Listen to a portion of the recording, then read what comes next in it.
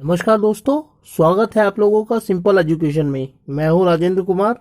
आज की इस वीडियो में हम लोग बात करने वाले हैं कक्षा 9 की सामाजिक विज्ञान की पाठ्य पुस्तक इतिहास के पहले अध्याय फ्रांसीसी क्रांति का, और इसके पहले खंड का हम अध्ययन करेंगे आज, जिसका नाम है 18वीं सदी के उत्तरार्ध में फ्रांसीसी समाज। दोस्तों, यह एक महत्वपूर्ण अध्याय है जो यह समझने में हमारी मदद करता है कि 1789 में जो फ्रांसीसी क्रांति हुई थी उसकी पृष्ठभूमि क्या थी। लेकिन वीडियो को शुरू करने से पहले मैं आप लोगों से अनुरोध करना चाहूँगा कि यदि आपने अब तक मेरे चैनल को सब्सक्राइब नहीं किया है तो सबसे पहले आप मेरे चैनल को सब्सक्राइब करें और साथ ही बेल आइकन को प्रेस करें ताकि मेरी सभी वीडियोस का नोटिफिकेशन आपको मिलता रहे। तो चलिए दोस्तों, बिना वक्त जाया किए हुए हम लोग आरंभ करते हैं अपना अध्ययन फ्रांसीसी क्रांति में 18वीं सदी के उत्तरार्ध में फ्रांसीसी समाज के बारे में। दोस्तों, आधुनिक दुनिया के निर्माण में अनेक घटनाओं ने अपना महत्वपूर्ण योगदान दिया है, और जिस आधुनिक दुनिया में हम रहते हैं उसे बनाने में सबसे ज्यादा महत्वपूर्ण योगदान देने वाली घटनाओं में एक महत्वपूर्ण घटना है 18वीं शताब्दी की फ्रांसीसी क्रांति, और उसका ही अध्ययन आज हम करने जा रहे हैं अपनी इस वीडियो में। लेकिन दोस्तों, सबसे पहले सवाल ये उठता है कि जब हम कहते हैं 18वीं शताब्दी का उत्तरार्ध तो इसका मतलब क्या होता है।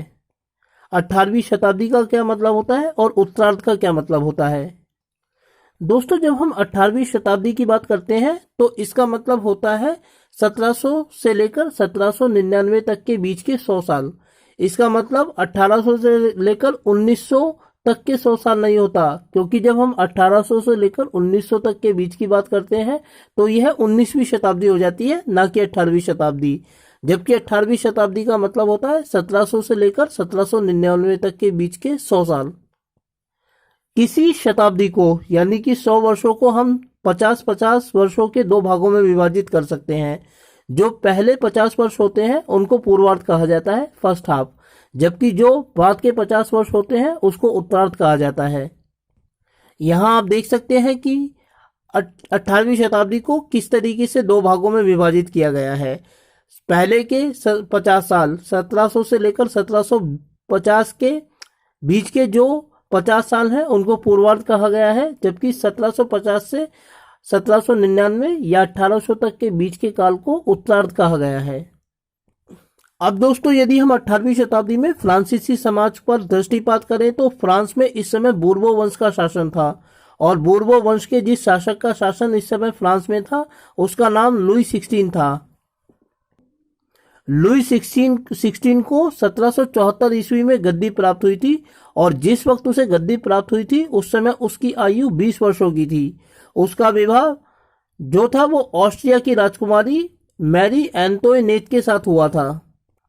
और जिस समय लुई 16 का फ्रांसीसी राजगद्दी पर राज्यारोहण हुआ था उस समय फ्रांस की अपनी आर्थिक स्थिति बहुत ज्यादा खराब थी। फ्रांस लगातार युद्धों में उलझा रहता था, और लंबे चलने वाले युद्धों के कारण उसका अपना जो राजकोष था वह पूरी तरीके से खत्म हो गया था, खाली हो गया था।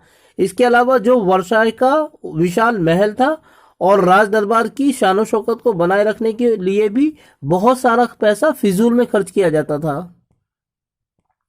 इसके अलावा दोस्तों, लुई 16 के शासनकाल में ही 1776 ईस्वी में अमेरिका ब्रिटेन के आधिपत्य से मुक्त हो गया था, और अमेरिका को आजाद होने में फ्रांस ने एक महत्वपूर्ण भूमिका निभाई थी, अमेरिका का सहयोग दिया था। फ्रांस द्वारा अमेरिका को आजादी के लिए दिए गए सहयोग के कारण ब्रिटेन ने 10 अरब लिब्रे का जो कर्ज था, हर बोझ था, वो फ्रांस के ऊपर थोप दिया था, क्योंकि ब्रिटेन फ्रांस का शत्रु था, और फ्रांस ने अमेरिका को मुक्त होने में ब्रिटेन के आधिपत्य से मदद की थी। इसी कारण ब्रिटेन ने फ्रांस के ऊपर आर्थिक बोझ लाद दिया था 10 अरब लिब्रे का, जबकि उसके ऊपर 2 अरब लिब्रे का पहले से ही कर्ज था। इस वजह से जो उसका कर्ज था और ज्यादा बढ़ गया था। फ्रांस की जो मुद्रा थी दोस्तों वह लिब्रे कहलाती थी। इस प्रकार फ्रांस के ऊपर 12 अरब लिब्रे का कर बढ़ गया था, या कहें कि 12 अरब लिब्रे का उसके ऊपर कर्ज बढ़ गया था, जिसकी भरपाई अब फ्रांस को करनी थी। इसके अलावा फ्रांसीसी सरकार की जो समस्या थी वह इस कारण और बढ़ गई थी कि जिन लोगों ने फ्रांसीसी सरकार को टैक्स दिया हुआ था, कर्ज दिया हुआ था, अब वे अपने दिए हुए कर्ज के ऊपर 10% जो था वो ब्याज की मांग कर रहे थे। इस प्रकार फ्रांसीसी सरकार की जो आमदनी थी उसका एक बड़ा हिस्सा सरकार द्वारा लिए गए कर्ज को चुकाने के ऊपर व्यय किया जा रहा था। इसीलिए सरकार अपने बढ़ते हुए खर्चे को पूरा करने के लिए कर लगाने के लिए मजबूर थी, लेकिन कर लगाना भी अपने आप में कोई काफी पर्याप्त कदम नहीं था, यह भी नाकाफी था। दोस्तों, यदि हम 18वीं शताब्दी में फ्रांसीसी समाज की सामाजिक संरचना पर दृष्टिपात करें तो 18वीं शताब्दी में फ्रांस का समाज 3 वर्गों में विभाजित था और इन 3 वर्गों को 3 एस्टेट कहा जाता था। इनमें पहला वर्ग जो था वो पादरी वर्ग का था, जो फ्रांसीसी समाज में सबसे ज्यादा महत्वपूर्ण वर्ग माना जाता था और जिसका फ्रांसीसी समाज के ऊपर पूरी तरीके से वर्चस्व था, क्योंकि समाज को संचालित करने के लिए जिन नियमों की आवश्यकता होती थी वो पूरी तरीके से इस पादरी वर्ग के द्वारा ही बनाया जाता था। और समाज पर अपने वर्चस्व को बरकरार रखने के लिए पादरी वर्ग ने बाइबल के नाम पर अर्थात धर्म के नाम पर अनेक ऐसे कानून बनाए हुए थे जिनके वजह से समाज के ऊपर उनकी पकड़ बहुत ज्यादा मजबूत थी और किसी भी वर्ग के लिए, किसी भी व्यक्ति के लिए चर्च द्वारा बनाए गए कानूनों का विरोध करना या प्रतिरोध करना संभव नहीं था। यदि कोई व्यक्ति चर्च द्वारा बनाए गए कानूनों का उल्लंघन करने का प्रयास करता था तो चर्च के पास यह अधिकार था कि चर्च उसे दंडित कर सके। चर्च के पास यह भी अधिकार था कि विरोध करने वाले व्यक्ति को जिंदा जला दिया जाए या जहर देकर सार्वजनिक रूप से उसकी हत्या कर दी जाए। इतनी ताकत चर्च के पास थी। इसीलिए यदि चर्च किसी गलत बात का भी समर्थन करता था तो किसी व्यक्ति के पास इतनी ताकत नहीं थी कि चर्च की उस गलत बात का भी विरोध कर सके। इसके बारे में हम आगे देखेंगे कि किस तरीके से लोगों ने इसका विरोध करना आरंभ कर दिया था। दोस्तों, फ्रांसीसी समाज का जो दूसरा वर्ग था वह अभिजात वर्ग था, जिसे इंग्लिश में एलीट क्लास कहा जाता था। पहले और दूसरे वर्ग की खासियत यह थी कि उनको जन्म के आधार पर कुछ विशेषाधिकार प्राप्त थे। इनमें सबसे महत्वपूर्ण विशेषाधिकार यह था कि वे अनेक सामंती करों से मुक्त थे और दूसरा ये कि उनको तीसरे वर्ग के लोगों से टैक्स वसूल करने का अधिकार प्राप्त था। जो तीसरा वर्ग था वह कृषक वर्ग था और इस कृषक वर्ग में अलग अलग आर्थिक पृष्ठभूमि के लोग शामिल थे। यह कृषक वर्ग फ्रांसीसी समाज में कुल आबादी का लगभग 90% था, जबकि 60% जो जमीन थी उसके ऊपर अभिजात वर्ग का और कृषक वर्ग, पादरी वर्ग का और तीसरे वर्ग के कुछ अमीर किसानों का आधिपत्य था। दोस्तों, यह चित्र पाठ्य पुस्तक के पृष्ठ 4 पर दिया गया है, जिसमें हम 18वीं शताब्दी में फ्रांसीसी समाज की सामाजिक संरचना को देख सकते हैं। पहला वर्ग पादरी वर्ग था, दूसरा वर्ग कुलीन वर्ग था और तीसरा वर्ग जो था वो कृषकों का था। इसको हम अलग अलग भागों में बांट सकते हैं। एक तरफ बड़े व्यापारी और व्यवसायी, अदालती कर्मचारी और वकील आदि थे, दूसरे किसान और कामगार थे और तीसरे छोटे किसान और भूमिहीन हर मजदूर आदि शामिल इसमें थे। दोस्तों, टीद एक महत्वपूर्ण कर्ता जो चर्च द्वारा तीसरे वर्ग के लोगों से इकट्ठा किया जाता था। आपकी पाठ्य पुस्तक में इसे टाइड लिखा गया है, लेकिन इसका जो वास्तविक उच्चारण है वह टीद है। तो टीद एक ऐसा कर था जो चर्च के द्वारा तीसरे वर्ग के लोगों अर्थात कृषक वर्ग से वसूल किया जाता था और इसमें जो चर्च था वह हर तीसरे साल अर्थात 1 साल छोड़कर किसानों से उनकी कुल उपज का 10वां हिस्सा प्राप्त करता था। इसी प्रकार टाइल एक अन्य कर था जो अभिजात वर्ग के द्वारा कृषक वर्ग से प्राप्त किया जाता था। वैसे इस कर को टैली कहा जाता था, लेकिन पाठ्य पुस्तक में इसे टाइल लिखा गया है। इसके अलावा आम जनता के ऊपर अनेक अप्रत्यक्ष कर भी लगाए जाते थे, जैसे नमक कर हुआ, तंबाकू कर आदि कर हुआ। इस प्रकार के अप्रत्यक्ष कर जनता के ऊपर लगाए जाते थे। इस प्रकार दोस्तों हम देख सकते हैं कि फ्रांसीसी समाज सरकार के ऊपर जो कर्ज का बोझ बढ़ा था उसकी भरपाई उस आम जनता को करनी थी जो तीसरे वर्ग से संबंधित था, जिसकी आमदनी तो सीमित थी परंतु उसके ऊपर ही कर्ज को चुकाने का बोझ लाद दिया जाता था। चलिए दोस्तों आगे बढ़ते हैं और देखते हैं जीने का संघर्ष। दोस्तों 18वीं शताब्दी के उत्तरार्ध में फ्रांस में जो जिंदा रहने की परिस्थितियां थी वे दिन प्रतिदिन मुश्किल होती जा रही थी, क्योंकि फ्रांस की जो जनसंख्या थी वह तेजी से आगे बढ़ती जा रही थी। 1715 ईस्वी में जो फ्रांस की जनसंख्या थी वो 2.3 करोड़ थी, जबकि 1789 में यानी क्रांति की शुरुआत तक यह 2.8 करोड़ हो गई थी। लेकिन जितनी तेजी से जनसंख्या बढ़ रही थी उतनी तेजी से अर्थव्यवस्था में अनाज का उत्पादन नहीं बढ़ रहा था। ज्यादातर जो कामगार थे वो कारखानों में मजदूरी करते थे और उनकी जो मजदूरी थी वो उनके मालिकों के द्वारा तय की जाती थी, ना कि बाजार में प्रचलित मजदूरी के आधार पर मजदूरों को मजदूरी दी जाती थी। इस प्रकार हम देखते हैं कि जितनी तेजी से फ्रांसीसी समाज में महंगाई बढ़ रही थी उतनी तेजी से जनता की या मजदूरों की आमदनी नहीं बढ़ रही थी। इसका परिणाम यह हुआ कि अमीर और गरीब के बीच की जो खाई थी वह और ज्यादा बढ़ गई थी पहले की अपेक्षा।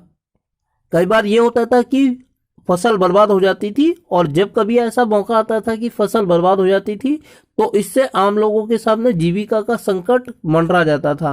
उन लोगों को जद्दोजहद करनी पड़ती थी अपने आप को जिंदा रखने के लिए। चलिए दोस्तों आगे बढ़ते हैं और देखते हैं उभरते हुए मध्यम वर्ग ने विशेषाधिकारों के अंत की कल्पना की। दोस्तों 18वीं शताब्दी के फ्रांसीसी समाज की एक महत्वपूर्ण विशेषता यह थी कि इसमें एक मध्यम वर्ग का उदय हो चुका था, और इस मध्यम वर्ग का जो उदय हुआ था वह इस वजह से हुआ था कि सामंती समाज में, अर्थात जो मध्यकालीन फ्रांसीसी समाज था उसमें एक संभावना ऐसी छिपी हुई थी जिसने लोगों को मुक्त होने का रास्ता दिया हुआ था। और वह रास्ता यह था कि तीसरे वर्ग के जो कृषक थे, खासतौर से बंधुआ कृषक वर्ग के लोग, वो यदि अपने मालिक की नजर से छिप जाते थे 1 साल 1 दिन के लिए, तो उसके बाद वो आजाद नागरिक बन जाते थे। और इस प्रकार जो आजाद नागरिक बनते थे उन्होंने अपने आप में फ्रांसीसी समाज के मध्यम वर्ग का निर्माण किया था। तो दोस्तों 18वीं शताब्दी तक फ्रांसीसी समाज में एक ऐसे मध्यम वर्ग का उदय हो चुका था जिसने राजनीतिक व्यवस्था को या राजतांत्रिक व्यवस्था को तोड़ने का जिम्मा अपने ऊपर उठाया। फ्रांसीसी समाज में अकाल पहले भी पड़ते थे, और अकाल के समय में किसानों और कामगारों ने सरकार के खिलाफ विद्रोह भी किए थे, परंतु विद्रोह को सफल बनाने के लिए उनके पास कोई सामाजिक और आर्थिक व्यवस्था भी नहीं थी और न ही आधार था। इसीलिए मध्यम वर्ग ने यह भूमिका निभाई कि इस राजतांत्रिक व्यवस्था को समाप्त करने के लिए जिस सामाजिक आधार और आर्थिक सहारे की जरूरत थी वह मध्यम वर्ग ने प्रदान किया। 18वीं शताब्दी तक आते आते फ्रांसीसी समाज में वाणिज्य और व्यापार के विकास के कारण मध्यम वर्ग अपनी एक हैसियत प्राप्त कर चुका था। इस प्रकार दोस्तों हम देखते हैं कि 18वीं शताब्दी तक आते आते फ्रांसीसी समाज में एक मध्यम वर्ग का उदय हो चुका था, और इसके अंतर्गत सौदागर और निर्माता, प्रशासनिक सेवक और वकील आदि शामिल थे। इस मध्यम वर्ग की खासियत यह थी दोस्तों कि इसमें शिक्षित लोग शामिल थे, और इसीलिए पारंपरिक राजतांत्रिक व्यवस्था को चुनौती देना ये लोग भली भांति जानते थे। और इनका मानना था कि समाज में किसी भी वर्ग के पास जन्म के आधार पर जो विशेषाधिकार है वह नहीं होने चाहिए, बल्कि समाज में व्यक्ति की हैसियत का आधार उसकी योग्यता को माना जाना चाहिए।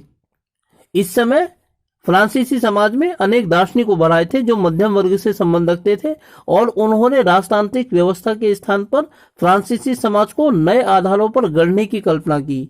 जॉन लॉक और जिया जॉक रूसो जैसे दार्शनिकों ने समानता, स्वतंत्रता और समान अवसरों के विचारों पर फ्रांसीसी समाज को गढ़ने की कल्पना की। इसी प्रकार दोस्तों जॉन लॉक ने एक निबंध लिखा था जिसका नाम था टू ट्रीटीज ऑफ गवर्नमेंट।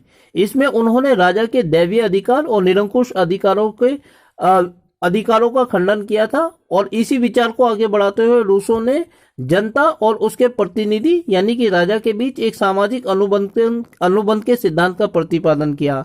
दोस्तों राजा इसलिए राजा नहीं होता है क्योंकि वह राज कर रहा है, बल्कि वह रूसो ने दिखाया था कि वह राजा इसलिए है क्योंकि वह जनता को सुरक्षा प्रदान करता है, और इसी सुरक्षा के बदले में लोग राजा को कर के रूप में एक हिस्सा अपनी आमदनी का प्रदान करते हैं। यह एक सामाजिक अनुबंध है। हम इसको इस रूप में नहीं देख सकते हैं कि राजा को स्वर्ग से जनता के ऊपर राज करने का अधिकार प्राप्त हुआ है। इस तरीके के विचारों का खंडन अब फ्रांसीसी समाज के दार्शनिकों के द्वारा किया जाने लगा, और सीधे रूप से तौर पर फ्रांस के दार्शनिकों ने राजतांत्रिक व्यवस्था के ऊपर निशाने लगाने शुरू कर दिए थे। अर्थात उन्होंने फ्रांस में राजतांत्रिक व्यवस्था को चुनौती देना प्रारंभ कर दिया था और अब वे नए आधारों पर फ्रांसीसी समाज की संरचना करना चाहते थे, जिसमें राजा के पास सीमित अधिकार हो और समाज की संरचना योग्यता के आधार पर की जाए।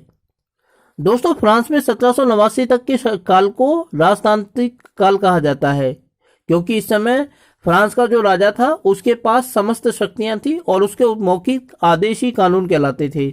एक बार नेपोलियन से पूछा गया था कि राज्य क्या है, उसने कहा था कि मैं ही राज्य हूं, अर्थात जितनी भी ताकत राज्य की है वे सब मुझ में निहित है और मैं जो भी आदेश देता हूं वही कानून है। लेकिन फ्रांसीसी क्रांति के दौरान मोंटेस्क्यू नामक एक विद्वान ने द स्पिरिट ऑफ लॉ नाम के अपने आर्टिकल में राज्य के राजा के पास जो समस्त अधिकार थे उनका खंडन किया और उन्होंने सरकार के अंदर विधान पालिका, न्यायपालिका और कार्यपालिका के बीच शक्तियों के विभाजन की बात कही। दोस्तों, सवाल उठता है कि आखिर फ्रांस के दार्शनिकों के पास ये जो नए नए विचार आ रहे थे ये आ कहां से रहे थे। तो दोस्तों, हमने देखा है कि 1776 में अमेरिका ब्रिटेन से स्वतंत्र हो गया था और अमेरिका में जो नई सरकार बनाई गई थी वो शक्तियों के विभाजन के इसी सिद्धांत के आधार पर बनाई गई थी और उसके अंदर अमेरिका में जो संविधान लागू किया गया था उसमें लोगों को व्यक्तिगत स्वतंत्रता के अधिकारों की गारंटी दी गई थी। इसीलिए फ्रांस के जो दार्शनिक थे वे अपने विचारों की प्रेरणा अमेरिका से प्राप्त कर रहे थे। लेकिन दोस्तों, इन मध्यम वर्गीय दार्शनिकों के लिए राजतांत्रिक व्यवस्था को चुनौती देना कोई आसान काम नहीं था। खुले तौर पर ये अपने विचार कभी भी व्यक्त नहीं कर सकते थे, इसीलिए अक्सर ये लोग कॉफी शॉप और सैलून में मिलते थे और वहीं अपने विचारों को अभिव्यक्त करते थे। और अपने विचारों को अभिव्यक्त करने के लिए अक्सर ये लोग समाचार पत्रों का सहारा लेते थे और किताबों को प्रकाशित करते थे। इन अखबारों को और किताबों को जनता के बीच जोर जोर से पढ़ा जाता था ताकि जो अनपढ़ लोग थे, अशिक्षित लोग थे, पढ़ना लिखना नहीं जानते थे, वे भी इन विचारों को सुन सके और उनको अमल में ला सकें। फ्रांस में ये जब कुछ हो रहा था उसी समय एक अफवाह यह भड़क उठी कि फ्रांस का जो शासक है लुई 16 वह करों को बढ़ाने के बारे में विचार विमर्श कर रहा है। इसी कारण विशेषाधिकारों के आधार पर आधारित जो ये व्यवस्था थी, राजतांत्रिक व्यवस्था, उसके खिलाफ लोगों का गुस्सा भड़क उठा और इसी पृष्ठभूमि में 1789 में फ्रांस की क्रांति शुरू हो गई।